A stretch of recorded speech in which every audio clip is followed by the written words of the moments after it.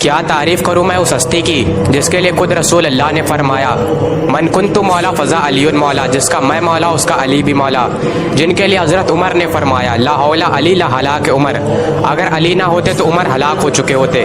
میں بات کر رہا ہوں اسلام کے چوتھے خلیفہ، بہادروں کے بہادر، شیر خدا حضرت علی رضی اللہ تعالیٰ عنہ کی۔ آج کی شاندار ویڈیو میں ہم لوگ حضرت علی کی داستان کو جانیں گے، تو بنے رہیے ویڈیو کے اینڈ تک۔ دوستو، مولا علی کی پیدائش اس دنیا کی سب سے مقدس جگہ یعنی کہ خانہ کعبہ میں ہوئی تھی۔ مولا علی باقی بچوں کی طرح نہ ہی رو رہے تھے اور نہ ہی اپنی آنکھیں کھول رہے تھے، لیکن جب اللہ کے رسول نے آپ کو اپنی گود میں لیا تب آپ نے اپنی آنکھیں کھولی اور آپ نے سب سے پہلے رسول اللہ کا چہرہ دیکھا۔ دوستو، حضرت علی کی والدہ کا نام فاطمہ بنت اسد تھا اور حضرت علی کے والد ابو طالب تھے۔ دوستو، حضرت علی رشتے میں رسول اللہ کے چچیرے بھائی لگتے تھے اور پھر بعد میں مولا علی کا نکاح رسول اللہ کی بیٹی حضرت فاطمہ رضی اللہ تعالیٰ عنہ سے ہو گیا اور اس کے بعد آپ چچیرے بھائی ہونے کے ساتھ ساتھ رسول اللہ کے داماد بھی بن گئے۔ دوستو، خیبر ہو یا بدر ہو یا احد ہو، ان ساری جنگوں میں حضرت علی نے ایک اہم کردار ادا کیا ہے۔ اس بات میں کوئی دو رائے نہیں ہے کہ اب تک اسلام کے اتہاس میں سب سے بہادر اور طاقتور یودھا کوئی گزرا ہے تو وہ حضرت علی ہے۔ حضرت علی کی بہادری کی وجہ سے انہیں رسول اللہ نے اسد اللہ یعنی کہ اللہ کے شیر کی کتاب سے نوازا تھا۔ حضرت علی اسلام کے چوتھے خلیفہ بھی ہیں۔ حضرت عثمان کے بعد حضرت علی کو مسلمانوں نے اپنا خلیفہ چنا تھا۔ حضرت علی کتنے بہادر تھے اس بات کا اندازہ آپ اسی بات سے لگا سکتے ہیں کہ بدر کی جنگ میں مسلمانوں نے 70 کافروں کو جہنم واصل کیا تھا، جس میں سے 35 کو اکیلے حضرت علی نے قتل کیا تھا اور 35 کو باقیوں نے مل کر قتل کیا تھا۔ جب مسلمان مدینے میں تھے تو اس بات کا ڈر تھا کہ کہیں دشمن حملہ نہ کر دے، تو حضرت سلمان فارسی رضی اللہ تعالیٰ عنہ نے سجھاؤ دیا کہ ہمیں مدینے کے چاروں طرف بڑے بڑے خندق یعنی کہ بڑے بڑے گڈھے کھود دینے چاہیے۔ تو سب مسلمان مل کر گڈھے کھودنے لگے۔ جب دشمنوں کا لشکر گڈھوں کے پار کھڑا ہوا تھا تو وہ مسلمانوں پر حملہ کرنے کی کوشش کر رہے تھے، لیکن وہ ناکامیاب رہے۔ لیکن ان کا سردار امر کہنے لگا کہ یہ تو میری بے عزتی ہے، اور جیسے تیسے وہ خندق پار کر کے مسلمانوں کی طرف آ گیا اور کہنے لگا کہ کہاں ہے وہ جو خود کو مسلمان کہتے ہیں، اگر ہمت ہے تو امر کا سامنا کرو۔ رسول اللہ صلی اللہ علیہ وسلم نے فرمایا کہ کون ہے جو تم میں سے اس مشرک کو شانت کرے گا؟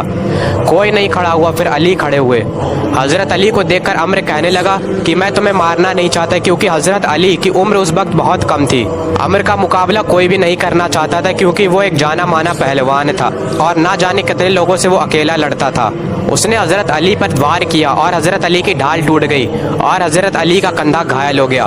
اب حیدر کرار بنا یعنی کہ پلٹ پلٹ کر حملہ کرنے والا شیر۔ جب حضرت علی نے حملہ کرا تو امر کی ڈھال کو توڑا، امر کے کندھے کو چیرا اور اس کے جسم کو 2 حصوں میں جدا کر دیا، اور اس طرح مسلمانوں نے خندق کی جنگ کو بھی فتح کیا۔ دوستو، خیبر ایک اہم علاقہ تھا جہاں پر مسلمانوں پر ظلم ہو رہے تھے، اس لیے رسول اللہ صلی اللہ علیہ وسلم نے حضرت علی کو خیبر کو فتح کرنے کے لیے بھیجا۔ پہلے تو مسلمانوں نے کئی بار خیبر پر حملے کیے لیکن وہ ناکامیاب رہے۔ تب رسول اللہ نے فرمایا کہ اب جھنڈا اسی کو دیا جائے گا جو خیبر کو فتح کرے گا۔ لوگ سوچ میں تھے کہ اب وہ کون خوش نصیب ہوگا جسے جھنڈا ملے گا۔ اگلے دن رسول اللہ نے فرمایا کہ علی کہاں ہے؟ تو صحاباؤں نے کہا کہ علی کی طبیعت نہیں صحیح ہے اور وہ آرام فرما رہے ہیں۔ جب رسول اللہ نے حضرت علی کو بلایا تو حضرت علی کو بخار چڑھا ہوا تھا اور اسی حالت میں حضرت علی خیبر کو فتح کرنے کے لیے چل دیے۔ خیبر کے یہودیوں کو لگا تھا کہ وہ آرام سے مسلمانوں کو شکست دے دیں گے، کیونکہ ان کا سردار مرحب نام کا پہلوان تھا جو سینکڑوں لوگوں سے تنہا لڑتا تھا، اور اس جنگ میں دشمنوں کی تعداد 14,000 تھی اور مسلمانوں کے پاس صرف 1600 سپاہی تھے۔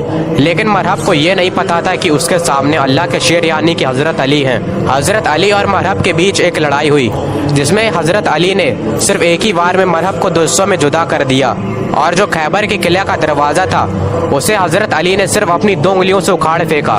وہ دروازہ اتنا بھاری تھا کہ جنگ کے بعد سارے مسلمان مل کر بھی اس دروازے کو نہیں اٹھا پا رہے تھے، جسے حضرت علی نے محض اپنی 2 انگلیوں سے اکھاڑ پھینکا تھا۔ تو آپ اسی بات سے حضرت علی کی طاقت کا اندازہ لگا سکتے ہیں۔ دوستو، یہ دور تھا حضرت عثمان کی خلافت کا۔ حضرت عثمان کے گھر پر جب حملہ ہوا تو حضرت علی، امام حسن اور امام حسین حضرت عثمان کے گھر کے باہر پہرا دے رہے تھے، لیکن حضرت عثمان کو کسی طرح دشمنوں نے شہید کر دیا، جس کے بعد مسلمانوں نے اپنا خلیفہ حضرت علی کو چنا۔ حضرت عائشہ چاہتی تھی کہ پہلے حضرت عثمان کے قاتلوں کا بدلہ لیا جائے، لیکن مولا علی کا کہنا تھا کہ ابھی مدینے کے حالات صحیح نہیں ہیں۔ حضرت عائشہ اور مولا علی کے بیچ صلح ہو گئی، لیکن دونوں لوگوں کے لشکر میں ایسے لوگ بھی موجود تھے جو چاہتے تھے کہ مسلمانوں کے درمیان جنگ ہو، اور انہوں نے نے رات میں ایک دوسرے کے لشکر پر حملہ کر دیا اور نہ چاہتے ہوئے بھی جنگ ہوئی۔ اس جنگ کا نام جنگ جمال تھا۔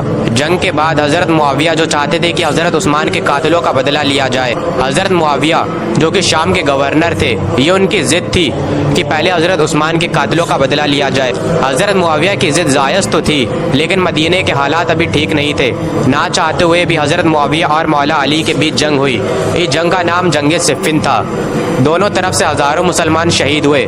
حضرت علی اس جنگ کو فتح کرنے ہی والے تھے کہ اچانک حضرت معاویہ کے لشکر نے قرآن کو اپنے نیزوں پر باندھ کر بلند کر دیا اور کہنے لگے کہ ہمیں قرآن کا فیصلہ منظور ہے، یعنی کہ ہم صلح کے لیے تیار ہیں۔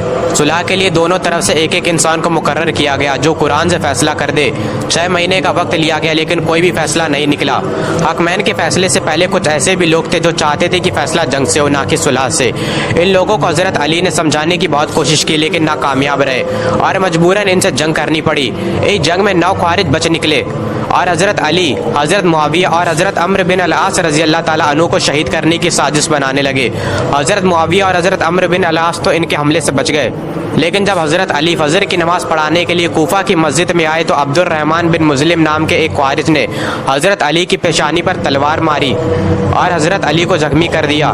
یہ تلوار کئی دنوں سے زہر میں ڈوبی ہوئی تھی اور کچھ وقت کے بعد گھائل حالت میں حضرت علی کو شہادت نصیب ہوئی۔ حضرت علی نے لگ بھگ 5.5 سال خلافت کی اور سب سے مشکل خلافت کا دور حضرت علی کا ہی تھا۔ سب سے زیادہ بغاوتیں حضرت علی کے خلافت کے دور میں ہی آئیں اور اس طرح اسلام نے اپنا ایک بہادر خلیفہ، اس دنیا نے ایک بہادر جنگجو اور مسلمانوں نے ایک نایاب ہیرا کھو دیا۔ اور اسی کے ساتھ ہماری تاریخ اسلام سیریز کا یہ دوسرا ایپیسوڈ بھی ختم ہوا۔ جلد ملاقات ہوگی ایک نئے ایپیسوڈ میں، جب تک کے لیے اللہ حافظ۔